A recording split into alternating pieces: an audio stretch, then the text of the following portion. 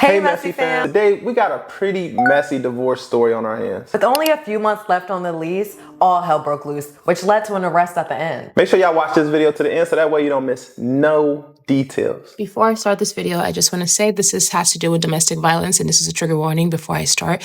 This has to do with domestic violence with my ex-husband over this weekend. This past weekend, my ex-husband spent it in jail because he not only hit me, dragged me, and kicked our cat, but he dragged me so much that my knee, right here, my knee and parts of my entire left side of my body is pretty much covered with bruises because I had to shield my whole entire body as he was dragging me throughout our condo. And it got so bad that we ended up in a hallway while I was trying to run away from him. And our neighbor had to call the cops.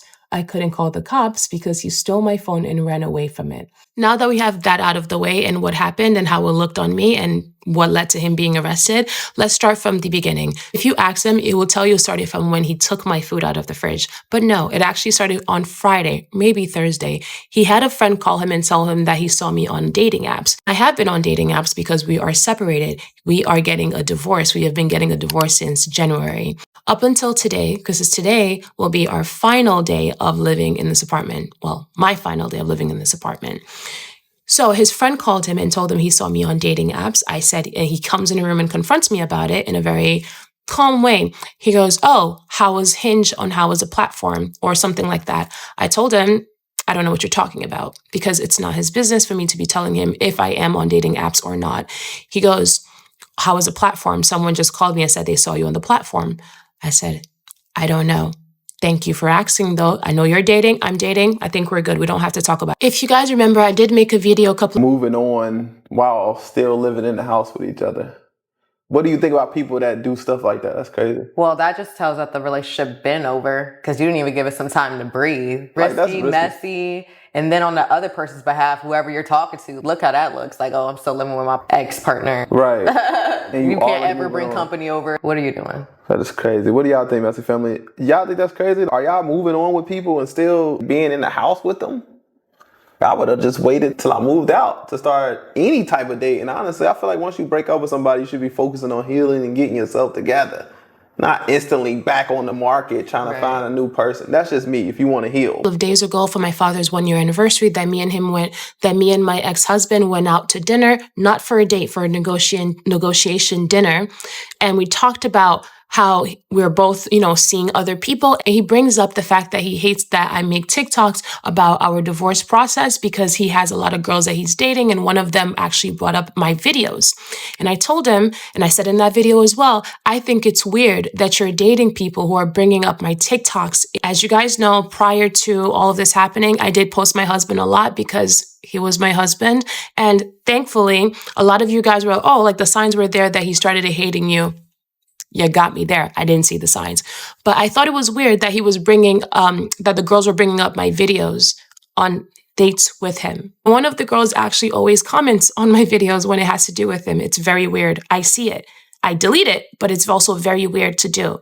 Now let's move to Saturday. On Saturday, I went on a date and I did not tell him because, again, not his business. I went on a date and I came home late. The date dropped me off to our condo and I guess he was walking into the building and he saw me in the car. I don't know because I don't remember seeing or making eye contact with him. However, again, you can check security cameras in our building that he went into our building and I left the car and also went into our building. I think we're like 10 minutes apart because the moment I came into our apartment, he was taking off his shoes. It was very late in the night and like early mornings when this happened, but I just knew that it was going to be a very, very long weekend. But I was thinking to myself, it's okay. This is the last weekend of living together. My boxes are packed. I'm going to be good. Nothing could happen. It's a couple of days. Nothing big could happen in a couple of days. That was what I was telling myself. But I should have known something was bound to happen because whenever he gets a certain look in his eye, I can't really explain it, but there's a certain look he gets in his eye and he has to tell. I just know it's going to be a long day. So the first thing I did that morning was take an Adderall. I have ADHD and I have extreme anxiety. So I take my meds and I already knew I was going to be locked in. And if you're someone who also takes Addies, you know when you take it, you forget to eat. You lock in. You lock in and you forget to eat and you do not do anything but the task you're doing, right? So that's what was happening. I was locked in packing that entire day. And one thing about my ex-husband, Mallet knows this about me. And Mallet knows when I get in that state of mind, I just lock in. I don't talk. I don't say anything. I don't move. I just focus on my task and lock in. And because I have an ulcer, and this is a problem for me because I forget to eat, I know I have to set timers on my phone. I have to set timers on my phone to remind me to eat. And when my timer went off, I ordered food and I left it in the fridge. After I finished eating, I left it in the fridge. I'm like, you know what? I'm going to come back to this. Let me finish my task. One of the things Mallet loves to do is play mind games with me. For the past couple of months, anytime we get into a big argument, it was because he ate food that he knows I can only eat in my fridge. And when I confront him about it, he will tell me, and I quote, "This is my fucking house and this is my fucking fridge. If I want to eat whatever is in that fridge, it's mine." And he's right. He does pay the bills and he should feel free to eat whatever he wants. However, you work in private equity. You have a stipend. You have a dinner stipend. I am no longer your wife. I am not legally obligated to cook for you. I am not legally obligated to clean. I am not legally obligated to do anything. And I came to this conclusion the moment this man said, "I don't know what you're even doing here because you don't do anything." Do marriage mean you're legally obligated to perform those tasks? No, but that's probably what he's telling her. You live here, you're not doing anything else. Sign me up. You hear me? Sign me up. This is why you just don't date when you're still living with somebody else, because he sees you being dropped off by another man and he's acting like he doesn't care, but clearly he was triggered. He's triggering you by eating your food. He's just trying to get a reaction because you already showed him that's what takes you there. That's what takes you off. Right. It's risky to move on from somebody and still be in the same space with them. Right. And honestly, that's why I say in the beginning, you just need to focus on yourself. Because why is anyone even moving on so fast anyways? Why are we on dating apps? But again, we're not here to judge. I know what she means by the ADHD medication. I used to have that a lot when I was a kid too. I stopped taking it as an adult, but I know what she's talking about. It does have you locked in. I don't do anything? Fine. So I stopped cooking and I stopped cleaning and I stopped doing anything. Because we are now separated, because now I don't feel obligated to do that because you already said that I don't do anything. So I stopped doing all of that. So what does he do? But I know you're not starving because again, you work in private equity. You have a dinner stipend. You eat every single night without me cooking. However, you know I'm very specific about what I like to eat, especially after, I'm in the zone, right? You go out of way to not only eat all my food, but you make it known that you're eating it, trying to get a reaction out of me every single time. And you normally don't get a reaction out of me. The only time this man gets a reaction out of me, and he knows it, is when I'm locked in, I'm zoned in, I'm doing a lot of work, and I finally have a moment where I can remember that I'm hungry and I go in the fridge to go eat and the stuff that I've been wanting to eat is no longer there. And I do end up lashing out like, why would you do this? Sometimes I'll even text him. I remember one time he drank all of my Prosecco and I begged him, I'm like, hey, did you take my Prosecco? The man said, I drank a Prosecco.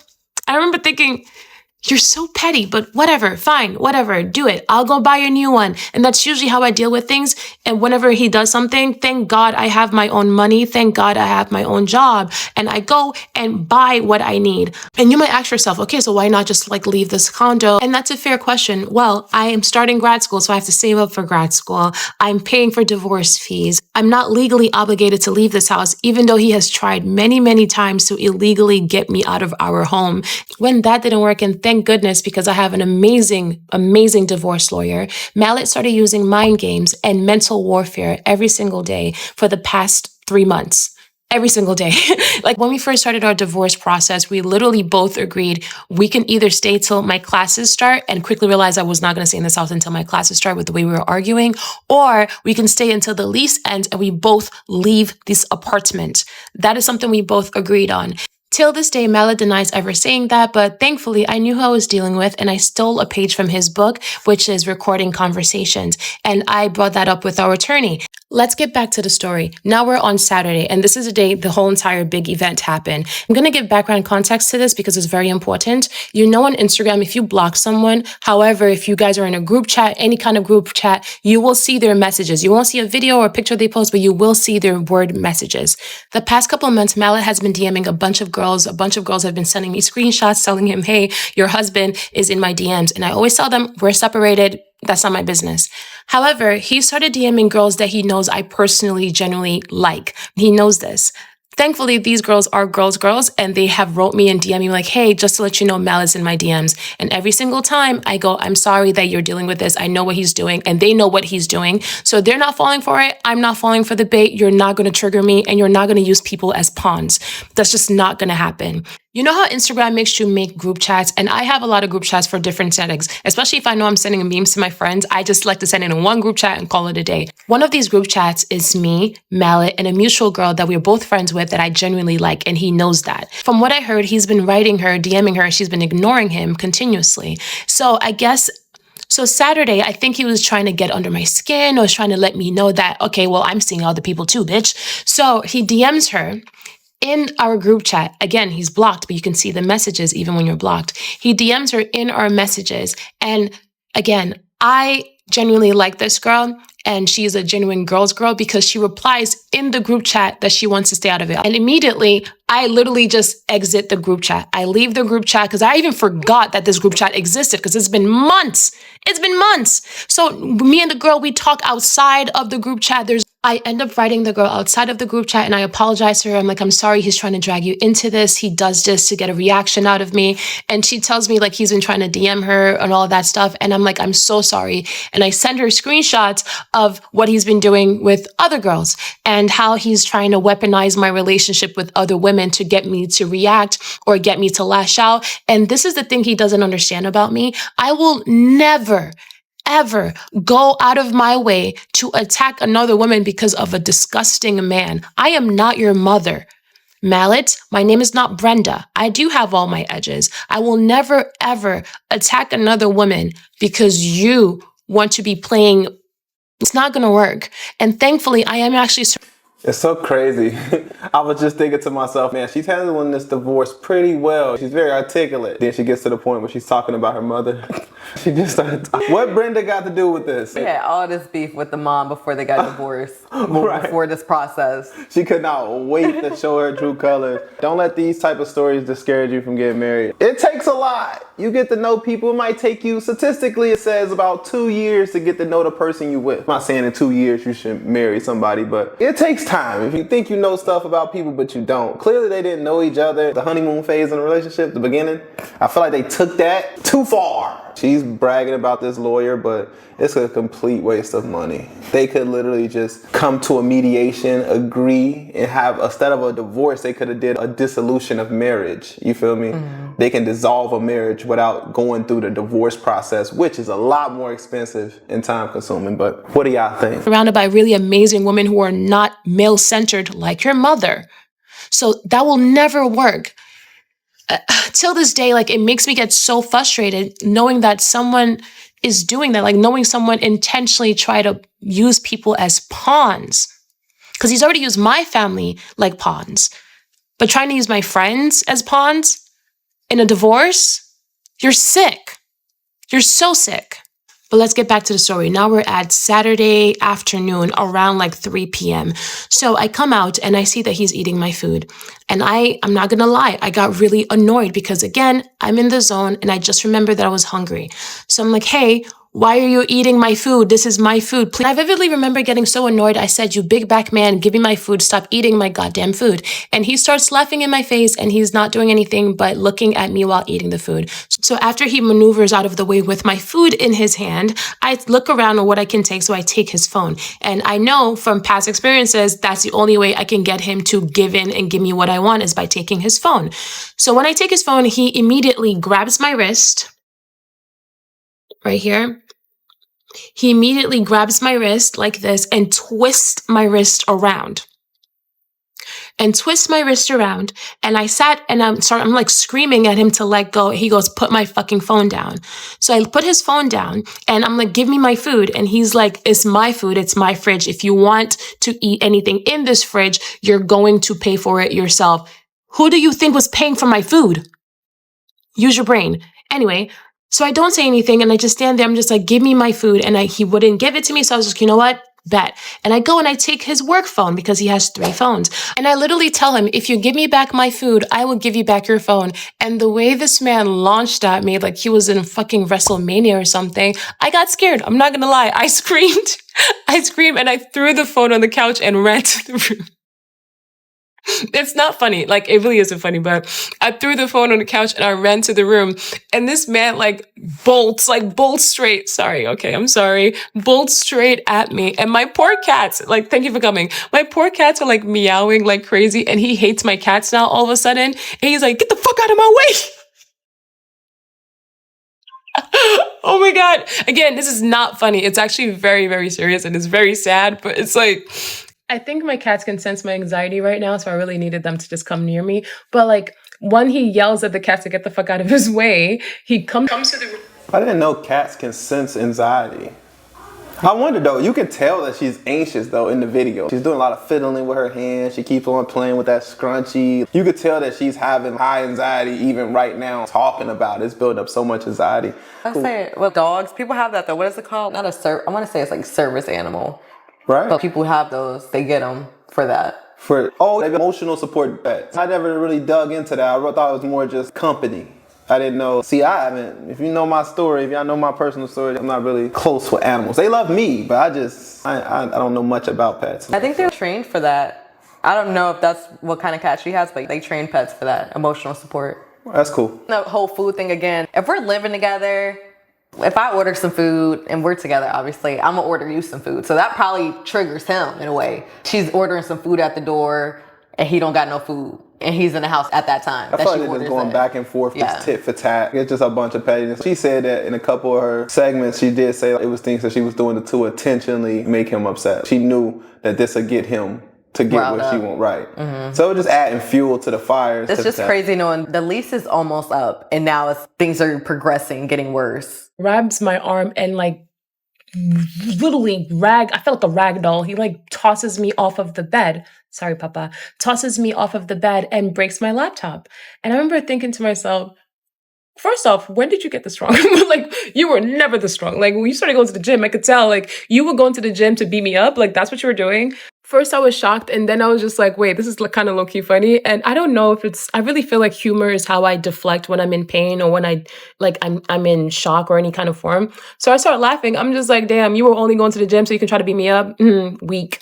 And he starts getting mad. He said, give me my fucking phone. And I'm looking at him like, is this man blind? Like, does the rage blind you so much that you didn't see like the phone was on the couch the entire time? And he starts like screaming at me and starts dragging me. And that's when I started getting scared. I'm just like, okay, this is not a joke. Like, this man, like, I looked into his eyes. It looked blank. Like, it looked like nothing was there, right? So I'm like, ooh, okay, I need to actually get up before like something happens. And I'm glad I did, because as I'm getting up, I'm trying to run and he grabs my phone out of my hand. This is when I got actually scared. I'm not going to lie.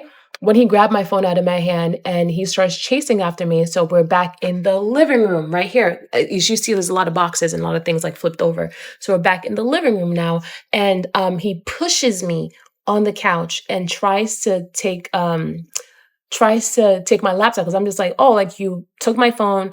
Now you're taking my laptop. So I was running back to the living room. I think he saw his phone and he was going to grab it. And I grabbed the phone. I'm like, give me back my phone and I will give you back your phone.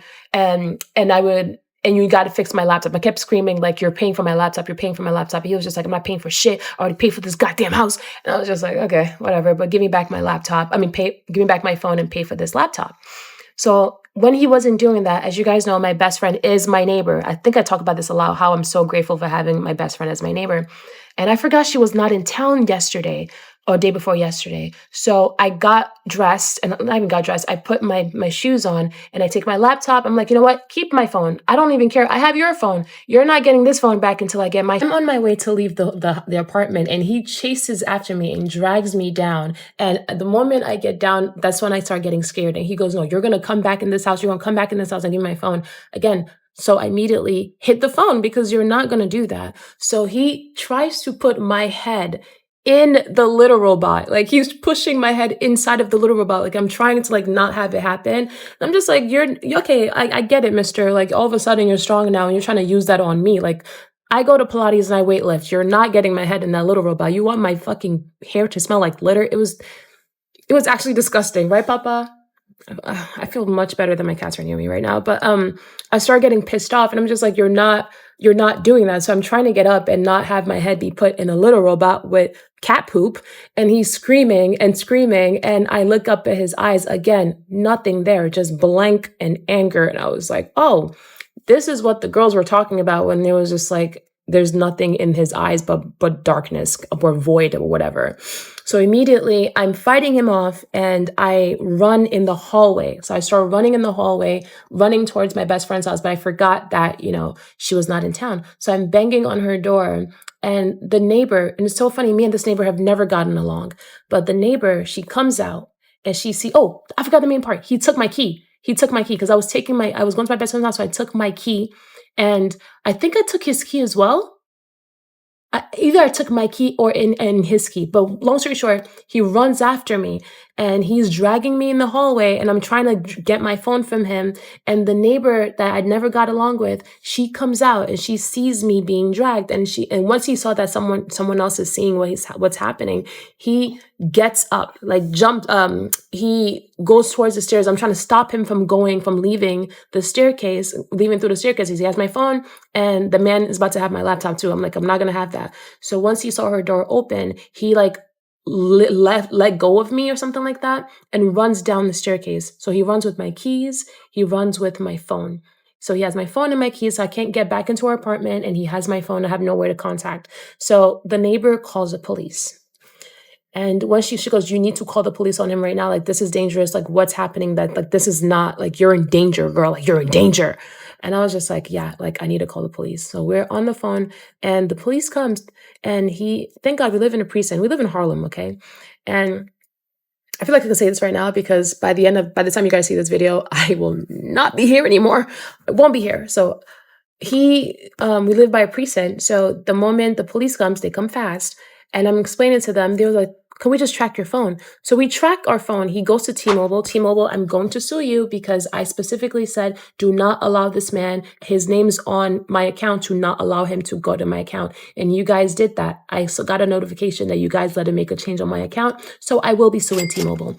Then they found him. I guess he ran from T-Mobile to Starbucks, and they found him at Starbucks because I gave him his description. Because I remember all the thing I was thinking was, remember what he's wearing, and I remembered exactly what he was wearing, and I explained it, and I gave it to the cops, and they found him, and they arrested him, and I remember I went to the precinct and I was waiting, and I ran and. They were taking him to another room and he made eye contact with me. And the way that man looked at me, I was just like, I need to make sure I am not here by the time he comes back. And thankfully, I am getting a restraining order. And it's really hard to get a restraining order in New York. However, the cops did see the damage that was done to the apartment, the damage and bruises on my body. And thank God we have security cameras. So I wanted to add this last part. I will be cutting off my family because a lot of them have not only told me that I should try to not press charges on him, that I should leave him alone, that it would ruin his career. He has quite literally stomped on my face, on my entire body, dragged me, and you guys are worried about his career. Right. Well, I guess at the end of the day, at least she seeked help and got help for that situation. She didn't take it lightly as she made it seem throughout the video, but at least she actually took action at the end. I can give her credit for that. I'm happy that the neighbor was there to help her out and put her pride aside. She said she had beef with her before. Right. And then to mention how she's not going to talk to her family anymore. In the beginning when she said he was using the friends as pawns and also he in the past was using her family as pawns. Right. It's crazy that after seeing everything that he's done to her, that they're still siding with him. Well, that's a good take. I did notice that too. It's crazy. It's always the family, man. You got to watch your family. What else I about to say? And what else? Oh, she talked about suing T-Mobile. T-Mobile, if he's on I don't know, where my lawyers at? We got any lawyers or anybody in the legal fields that can pretty much touch on that topic itself? Do she have a case against T-Mobile? He was an authorized user on the account. She could call customer service and tell them, hey, I got an authorized user on the account, but don't let them use it. But she should have took him off the account because they're not communicating that fast. He went down to T-Mobile. Right. At the same time you called the customer service, it probably just didn't even update in the system by the time. It takes 24 hours to update these type changes. So I think that's a waste of time as of a lawsuit wise. And if you're the main account holder, they make you have a passcode to even make any changes. Right. So he had to have that passcode. All right. What do you guys think, Messy Family? That wraps up this video for today. What are your thoughts? What are your concerns? What advice do you have for this creator? Also, don't forget to follow the creator. Her name will be listed in the description below. So that way you guys can know exactly where to follow her if you want some update. Until the next story time,